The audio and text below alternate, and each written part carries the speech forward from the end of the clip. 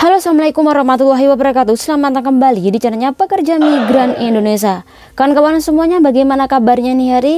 Semoga kawan-kawan sehat selalu di perantauan. Semoga kawan-kawan dilancarkan segala urusannya. Dan semoga kawan-kawan semuanya majikan sampean tambah baik sama sampean dan gajinya semoga dinaikkan, nggih. Amin.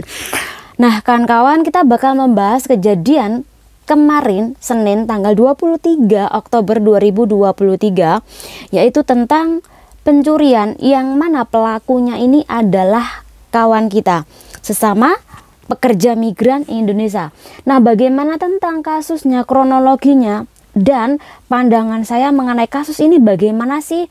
Silakan kawan-kawan simak videonya sampai habis hanya channel ini. Hari Senin ini ada mbak yang memakai kerudung biru dan juga baju warna biru. Biasanya pelaku ini akan berdiri di dekat orang korban atau duduk di dekat korban.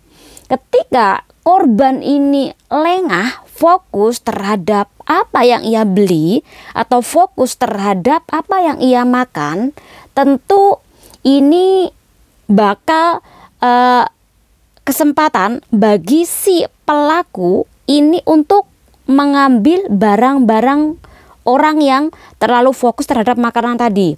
Nah, disitulah si pelaku ini ngambil tas korban yang kemudian si pelaku ini membawa kabur tas tersebut.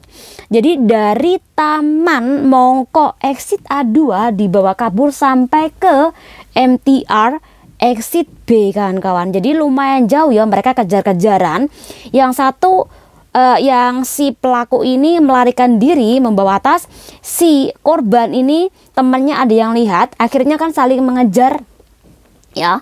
Jadi mereka saling kejar mengejar, yang akhirnya si pelaku ini tertangkap juga dan kemudian dibawa kembali ke Mongko untuk diadili. Di situ tentu banyak dari pekerja migran Indonesia yang menyaksikan wajah si pelaku yang sudah ternyata 4 kali melancarkan aksi pencurian di tempat tersebut.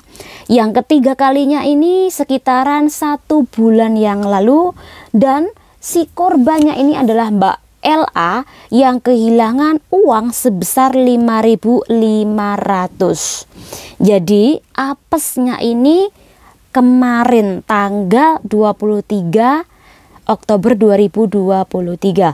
Setelah diinterogasi oleh temannya sendiri, ini ngaku bahwa mbaknya ini melakukan pencurian tidak hanya sekali dan konon uangnya itu untuk membayar bank. Jadi mbaknya ini terlilit hutang bank di negara Hong Kong. Kalau sudah terlilit hutang bank, secara otomatis si mbak ini bukan anak OS, kawan-kawan, tetapi dia ini memiliki majikan.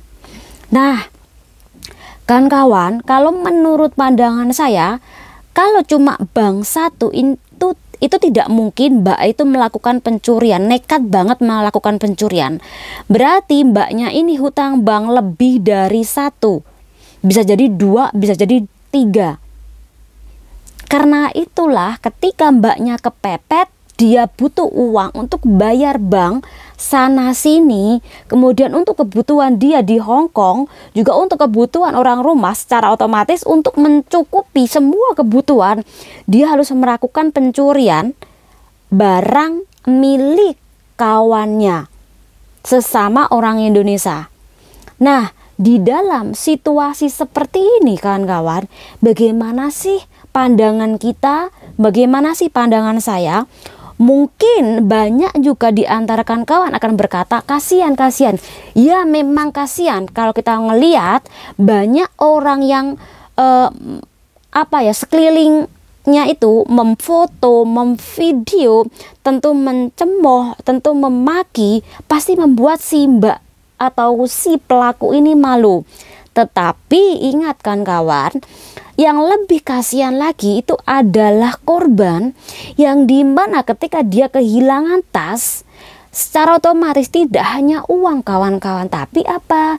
Dompetnya kehilangan, kemudian Hong Kong ID dia kehilangan. HP-nya bisa jadi di dalam tas dia juga kehilangan, kartu-kartu yang lainnya juga kehilangan. Bagaimana dia bakal telepon orang rumah ketika HP-nya taruh di dalam tas kemudian tasnya diambil? Jadi lebih kasihan mana antara si pelaku apa korban? Jadi kalau sudah berulang kali memang harus seperti itu agar membuat efek jera pelaku selanjutnya. Walaupun kita tidak memungkiri, kita juga punya rasa belas kasihan. Mungkin kalau mbak-mbak lihat di video depan tadi, kenapa saya sengaja blur? Satu, itu memang aku ngerasa kasihan juga. Yang kedua, mbaknya atau si pelaku itu tentu ketika ditangkap dibawa oleh Pak Polisi, tentu secara otomatis polisi juga akan memberitahu kepada majikannya bahwa PRT-nya ini telah melakukan pencurian di luar sana, sehingga semua keputusan ini bakal diberikan kepada majikannya. Apakah tetap mempertahankan PRT-nya atau memutuskan PRT-nya? Jadi memutuskan kerja PRT-nya. Kemungkinan besar tidak mungkin bos bakal mengambil atau tetap mengambil Mbak E. Pasti memutuskan kontrak kerja. Jadi itu kenapa saya tidak menaruh video dengan jelas, karena dipastikan mbaknya ini pasti dipulangkan dan pasti bakal dipenjara mbak. Nggak mungkin kalau nggak dipenjara, walaupun cuman sehari, walaupun cuman seminggu, tetap pasti dipenjara. Nggih. Jadi itu kenapa kalau sudah dipenjara pastinya dideportasi, karena ini dianggap mencuri barang orang lain dan pasti mengganggu keamanan bagi para pekerja migran lainnya. Oke kawan-kawan, mungkin itu aja yang bisa saya sampaikan. Sekali lagi, kalau sampean terbelit hutang bank, yang mana hutangnya tidak hanya satu, tidak hanya dua, dan lebih dari dua, secara otomatis sampean pasti bingung bagaimana cara menutupi bank yang lain. Kalau sampean sudah bingung, secara otomatis sampean bakal melakukan kejahatan di negara sini. Jadi buat kawan-kawan semuanya, khususnya bagi anak baru, usahakan untuk tidak terlibat bank. Seandainya sampean butuh hutang bank lah sewajarnya. Hutang bank lah Anda satu ataupun dua, tapi harus sesuai dengan apa gaji Anda. Kalau Anda hutang bank melebihi gaji Anda, nanti sampean bingung bagaimana cara untuk menutupi bank. Akhirnya sampean malah diputus kontrak karena nggak fokus. Akhirnya bank lainnya ini tidak terbayar. Sampean pulang ke Indonesia nanti ditagih jaminan rumah bapak sampean, rumah ibu sampean. Ya kalau bapak sampean rumahnya banyak, kalau cuma satu, bapak sampean ibu sampean rumahnya mau disita, terus mau tinggal di mana mereka berdua? Pikiran dari situ mbak. Saya tahu mungkin di antara mbak-mbak semuanya banyak hutang bank ini bukan untuk foya-foya dirinya sendiri. Mereka hutang bank mungkin banyak di antara mereka untuk orang lain, untuk orang rumah, untuk pasangan Anda, baik itu pacar ataupun suami. Dan kebanyakan yang hutang bank, mereka ini tidak memakai akal secara sempurna. Ya bisa jadi ada mistisnya, kan bisa jadi ya mbak ya. Karena apa? Ketika hutang bank, mereka tuh tidak memiliki akal yang bisa berpikir jangka panjangnya. Jadi berhati-hatilah ketika sampean mengenal pasangan Anda ataupun cowok di luar sana. Banyak di antara mereka menaruh harapan besar hidup enak dari keringat sampean. Kalau sampean tidak punya, mereka menyuruh sampean hutang bank. Jadi lebih baik fokus pada tujuan Anda sendiri. Kenapa sampean harus berangkat ke luar negeri untuk mencari uang masa depan sampean sendiri ataupun masa depan orang tua anak Anda. Jadi intinya fokus Mbak.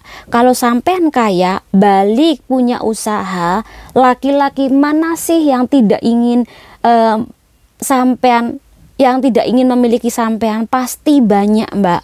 Jadi kalau sampean di sini fokus kerja dulu, nggih. Kalaupun sampean pacaran lah sewajarnya, jangan apa-apa, semua diberikan kepada pasangan Anda. Karena kalau lelaki yang tidak serius terhadap Anda, dia akan selalu meminta uang kepada Anda. Tinggalkan kalau sudah seperti itu, nggih. Semoga dengan ini bermanfaat buat kalian semuanya. Sekali lagi, saya tidak menggurui, kita hanya belajar saja. Saya ini cuman berkata karena kita adalah sesama perempuan dan kita sesama perantauan, jadi saling mengingatkan itu adalah lebih baik. Semoga bermanfaat buat kalian semuanya. Channel diri. Wassalamualaikum warahmatullahi wabarakatuh.